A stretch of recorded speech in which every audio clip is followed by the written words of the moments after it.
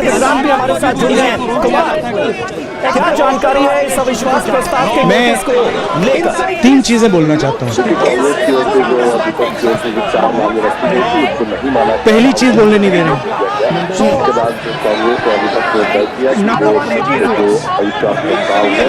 मोदी जी घबराए हुए हैं, आपने देखा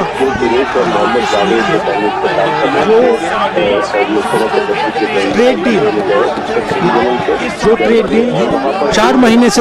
संसद का बजट सत्र देश की सबसे बड़ी लोकतांत्रिक पंचायत, लेकिन तस्वीर ऐसी जैसे बहस नहीं बचाव की राजनीति चल रही हो।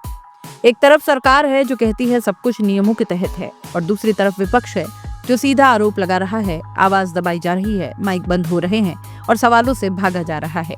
और इसी टकराव के बीच अब मामला सिर्फ सरकार बनाम विपक्ष का नहीं रहा, अब सवाल स्पीकर की कुर्सी पर आकर टिक गया है। कांग्रेस और विपक्षी दलों ने लोकसभा स्पीकर ओम बिरला के खिलाफ अविश्वास प्रस्ताव पेश कर दिया है। 118 सांसदों के हस्ताक्षर, लोकतंत्र बनाम बहुमत की सीधी लड़ाई, और इस लड़ाई के केंद्र में है राहुल गांधी। तो क्या सरकार बहस से डर रही है? क्या विपक्ष जानबूझकर संसद को ठप कर दबाव की राजनीति खेल रहा है?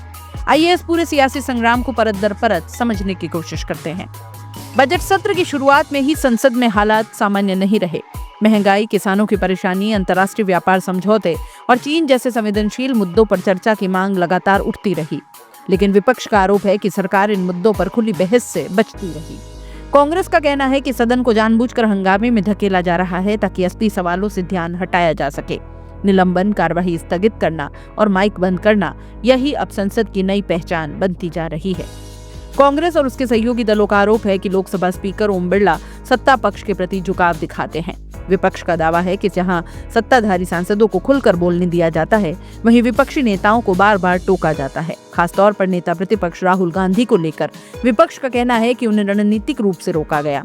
मुद्दे उठाने के बाद माइक बंद कर दिया गया, वक्ता बदल दिए गए और बिना चर्चा के कार्यवाही आगे बढ़ा दी गई। राहुल गांधी का आरोप सीधा है कि सरकार अमेरिका से होने वाले ट्रेड डील और उसके किसानों पर पड़ने वाले असर जैसे मुद्दों से डर रही है। उनका कहना है कि सरकार नहीं चाहती कि संवेदनशील विषयों पर खुली चर्चा हो। राहुल गांधी ने साफ कहा कि विपक्ष बहस से भाग नहीं रहा, बल्कि बहस की मांग कर रहा है।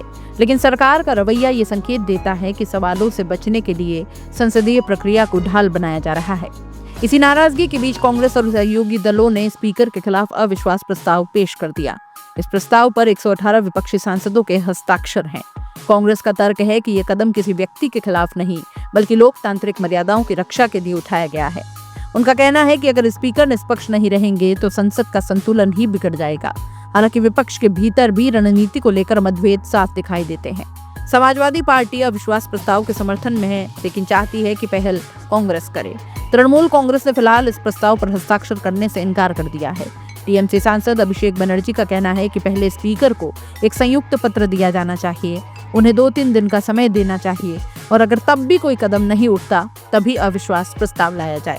समाजवादी पार्टी प्रमुख अखिलेश यादव ने भी साफ कहा कि संसद में गंभीर मुद्दों पर चर्चा बेहद जरूरी है।